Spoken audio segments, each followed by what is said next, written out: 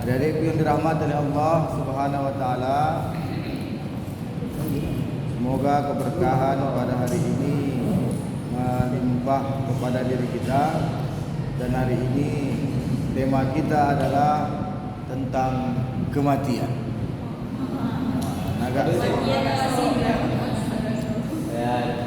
Dalam ayat suci Al-Quran dikatakan, setiap yang berjiwa pasti akan mati.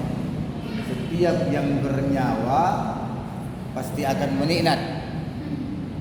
Jadi kalau kau hidup, mati. Hidup, mati.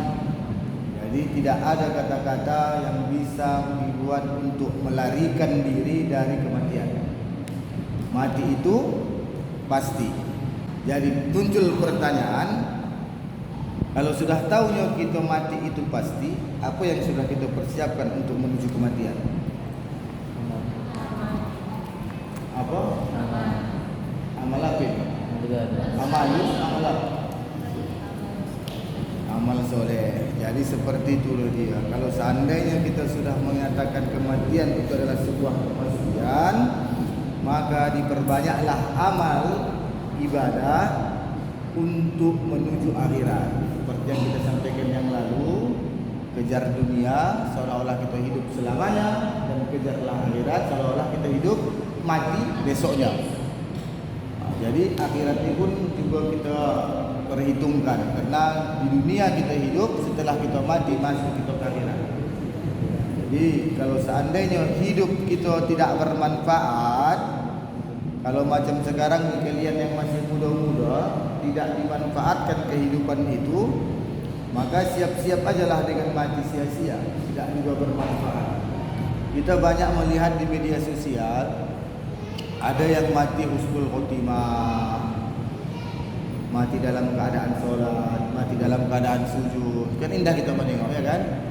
Ini nanti kalau macam mati dalam keadaan apa ini, tak bagus ni kan, tak sedap kali kita. Kalau mati dalam langkah kereta masih enak. Sempat nanti kau dilanggar nyamuk mati, kan tak enak ni. Apa kasus? Kenapa kau mati baru lagi kita jumpa, kan begitu? Langgar nyamuk kata. Jadi ini juga jadi apa? Karena mati kita tidak tahu. Ajal itu rahasia Allah. Kita betul sudah ada perjanjian ketika dalam rahim, tapi ajal itu rahasia Allah. Jadi sebelum kita menemui ajal kita, sebelum kita menemui kematian itu, maka persiapkan memanglah apa yang bisa kita siapkan. Muda tidak menjamin untuk hidup panjang. Kamu ada kawan kamu yang bayar-bayar kamu yang sudah meninggal? Meninggal lajang maksudnya, atau meninggal gagal. Jadi seperti itu dia. Jangan kita bayangkan karena kita masih remaja dan suka-suka hati, ya kan?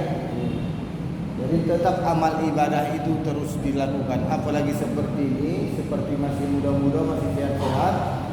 Kalau bisa dilakukan amal jariah, lakukanlah amal jariah. Paling tidak, kalau macam laki-laki ini, amal jariah yang bisa dilakukannya, rajin-rajinlah ke masjid, paling tidak sapu-sapu masjid. Itu amal jariah. Sapu-sapu masjid, bersih-bersihkan masjid. Kalau seandainya pun nampak nanti kekosongan, masjid itu dalam keadaan tidak bersih, disapu, dirapikan. Jangan dibiarkan. Itu seperti itu. Kalau seandainya pun ada jiran-jiran kita yang membutuhkan tenaga kita, membutuhkan bantuan-bantuan kita, dibantu. Kita tidak tahu, bisa jadi nanti dengan bantuan kecil kita ni, itulah yang menolong kita di akhirat sana. Kita kan tidak tahu seperti itu. Dengan bantuan yang kecil inilah nanti yang bisa membantu kita di akhirat sana. Kadang kita berpikirnya, aku nunggu inilah, nanti sumbangkan ke masjid sekian juta, nanti sumbangkan ke sekolah sekian juta. Tak apalah sebesar itu kalau kita hendak berbuat kebaikan. Kalau tak bersedekah, tak apalah seperti itu. Cukup kau senangkan hati ke saudara-saudaramu, insya-Allah ibadah itu akan terus mengalir kepada kita. Cukup senangkan. Kalau bisa kita membuat orang bahagia, itu satu ibadah. Kalau seandainya bisa kita buat kawan-kawan kita senang, jumpa dia sama kita, semangatnya datang, itu ibadah. Ada macam begitu kawan kamu? Kalau tiba-tiba ada kawan kamu tengok asal nampak kamu, kau dah habis, musibah datang. Ada macam begitu. Lebih banyak pula macam begitu. Asal jumpa sama dia, musibah datang. Jadi itulah manusia tak bermanfaat jadinya kan. Jadi macam begitulah adik-adikku. Jangan kita hidup ini suka-suka hati, kita ingat juga lah mati. Perbanyaklah amal ibadah walaupun kecil dan sederhana, tapi insya-Allah mudah-mudahan kebaikan atau kebaikan yang kecil yang kita lakukan itu bisa membawa kita ke dalam surga.